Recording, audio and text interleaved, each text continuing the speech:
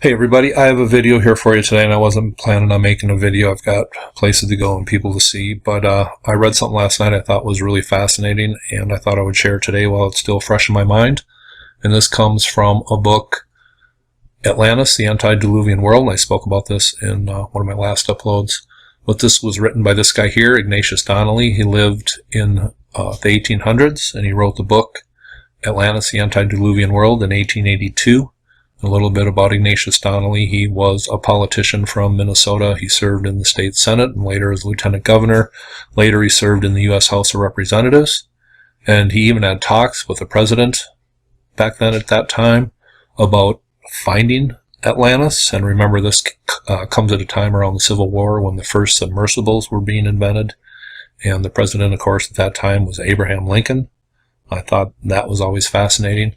But this comes from the chapter on North American flood myths, and I am just going to read this and then talk about this just briefly, and I'll let my subscribers fill in the comments section their thoughts on this.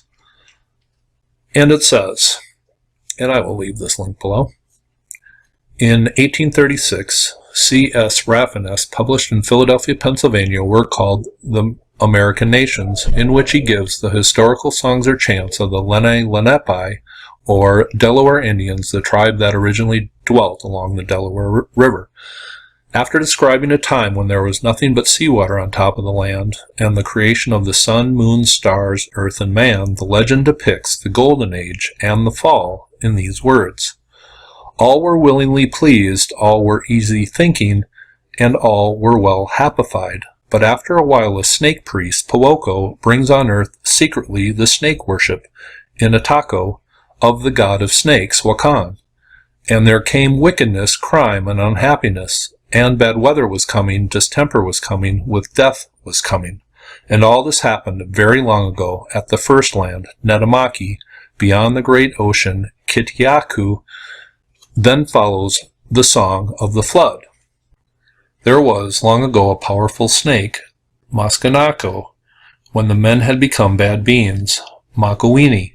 This strong snake had become the foe of the jinns, and they became troubled, hating each other. Both were fighting, both were spoiling, both were never peaceful, and they were fighting, least man, Matapui, with dead keeper Nihawalowit. And the strong snake readily resolved to destroy or fight the beings or the men. The dark snake he brought, the monster he brought, snake rushing water he brought. Much water is rushing, much go to hills, much penetrate, much destroying. Meanwhile, at Tula, at that island, Nanabush, the great hare Nana, becomes the ancestor of beings and men. Being born creeping, he is ready to move and dwell at Tula. The beings and men all go forth from the flood, creeping in shallow water or swimming afloat, asking which is the way to the turtleback, Tulipin. But there are many monsters in the way, and some men were devoured by them.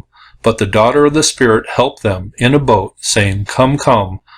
They were coming and were helped. The name of the boat, or raft, is Moko. Now, there's a lot to go over here, but I'm just going to try to do this as briefly and as efficiently as I can, and then I'll leave it up to my subs to fill in the rest in the comment section with what they think about this. But this writing in the top paragraph reminds me of different cultures from around the world when they describe times a way long time ago. And of course, the flood, that is common in every culture. And I think the big flood, the great flood, happened around 9600 BC, give or take 100 years. And then that's followed with the creation of the sun, moon, stars, earth, and man. But it talks about a golden age. And of course, that is reminiscent to other cultures, such as the Egyptians, describing a time which they call Zeptepi, the golden age. And then it talks about the fall. And of course, that can be associated with the tall tales of the fallen angels coming from a time after the flood. And then it brings up the snake priest, Powoko, who brings on earth secretly the snake worship. And brings on earth would have been a description of their known world, this tribe. So is Powoko, who brings on earth secretly the snake worship.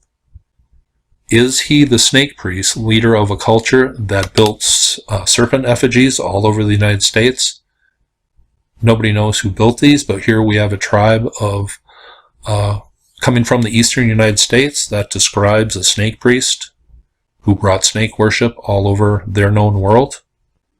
I think that is a fascinating possibility, and it seems to blame the snake culture and the snake priests for a flood, and it seems to symbolize the flood in the form of a snake. And is this just people writing about a culture coming in and taking over, and they associate wickedness and bad things and disasters to these people?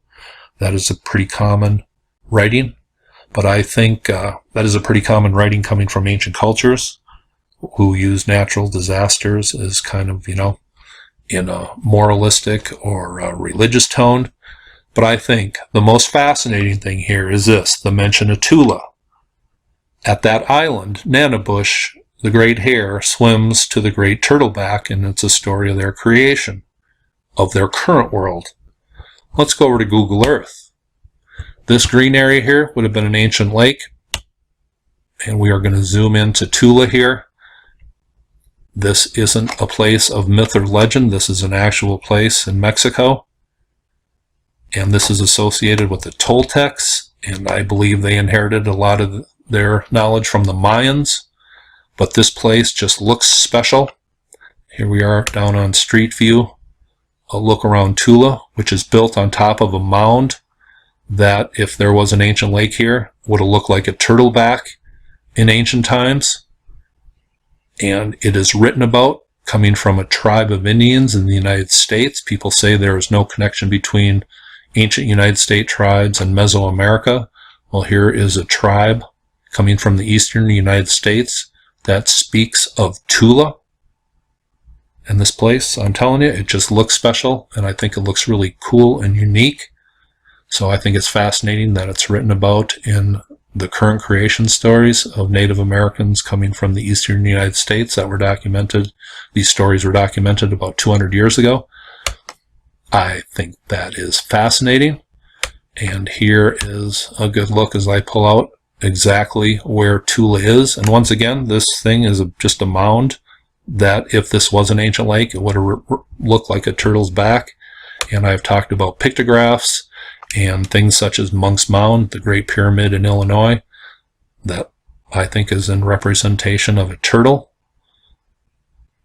Ancient tribes from the United States, we're talking about a place in Mesoamerica and their legendary tales. Hope you thought this was interesting. And please, anything else you have on this writing, put it in the comments section. Y'all have a nice day.